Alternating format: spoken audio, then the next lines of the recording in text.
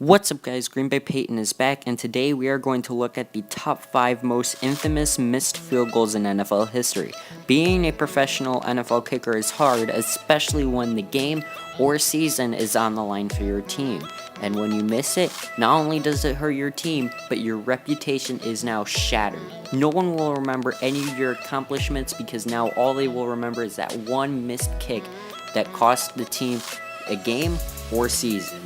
So let's look back at these 5 stories behind some of the most remembered missed field goals in NFL history.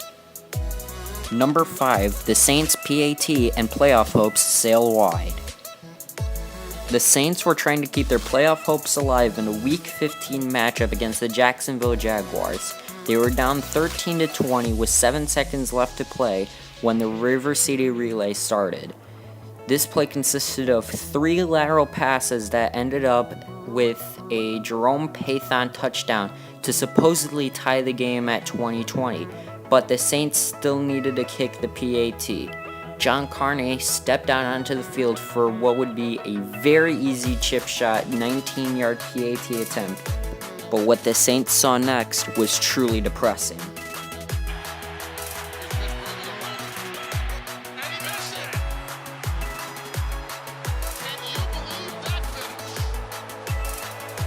And with that, the Saints were officially eliminated from playoff contention and would not make the playoffs again until after Hurricane Katrina. Number 4, Lynn Elliott misses 3 field goals versus the Colts. In 1995, the top-seeded Kansas City Chiefs were hosting the lowly Colts in the divisional round for a chance to go to the AFC Championship game.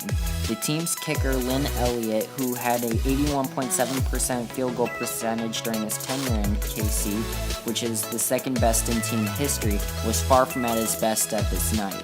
He missed 3 field goals from 42, 39, and 35 yards respectively, the 35-yarder coming with 42 seconds left in the game. The Chiefs would lose 10-7 on a cold night in Kansas City. This would be Lynn Elliott's final game in the NFL. Number 3, Mike Vanderjagt's miss in the 2005 playoffs.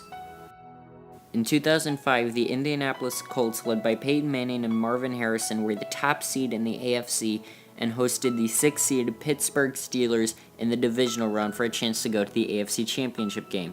The Steelers led for most of the game, leading 21-18 with less than 2.5 minutes to play in the fourth quarter.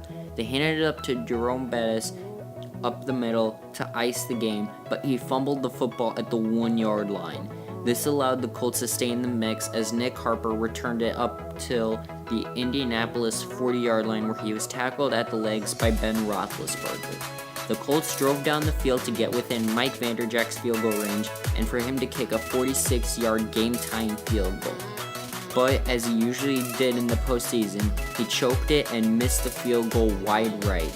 The Pittsburgh Steelers would win the game and win Super Bowl 40 later that same year. This would be Mike Vanderjagt's last game in an Indianapolis uniform. Number 2, Gary Andersen misses his first of the year. In 1998, the Minnesota Vikings had one of the best offenses in NFL history, scoring the most points in a regular season, which was originally set by the 1983 Redskins, but was broken in 2007 by the undefeated New England Patriots. This Vikings team was led by Randall Cunningham, Randy Moss, Chris Carter, and Robert Smith, and they cruised through the regular season and made it all the way to the NFC Championship game.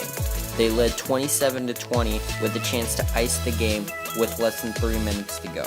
Gary Andersen, the team's kicker, who was a perfect 94 for 94 in field goals and PATs during the regular season, a first in NFL history, missed a chip shot 39-yard field goal at home, which allowed the Falcons to take the ball at the 29-yard line. They drove down the field and scored the game-tying touchdown with less than a minute to go, and this forced overtime. The Falcons kicker Morton Andersen, from the same distance through the same uprights, kicked the game-winning field goal and sent the Falcons to the Super Bowl. Number 1, of course, is wide right. Sorry, Bills fans, but you knew this was coming. In the midst of the Persian Gulf War, the Giants and the Bills faced off in one of the greatest games in NFL history, Super Bowl 25. With the amazing offense that the Bills had coming into this game, they were only able to score 17 points on the Giants' defense. This was large in part to the Giants holding the ball for over 40 minutes of the game. Even with that, the Bills still had a chance to go down the field and win the game for Buffalo. With less than 5 minutes to go, Jim Kelly and the K-Gun offense registered a pretty good drive, ending up with Scott Norwood having a chance to kick a 47-yard game-winning field goal with 4 seconds left to play. Even though Scott Norwood had never made a 47-yard field goal on grass in his life, Bills fans still had hope to win their first championship since their AFL days. Scott Norwood stepped up to the ball and booted it, and in hindsight, everyone knows what would happen next.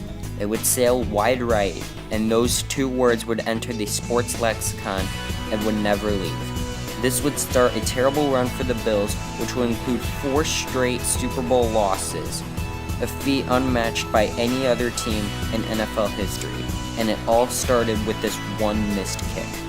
Thank you all so much for watching, and I'll see you guys in my next video.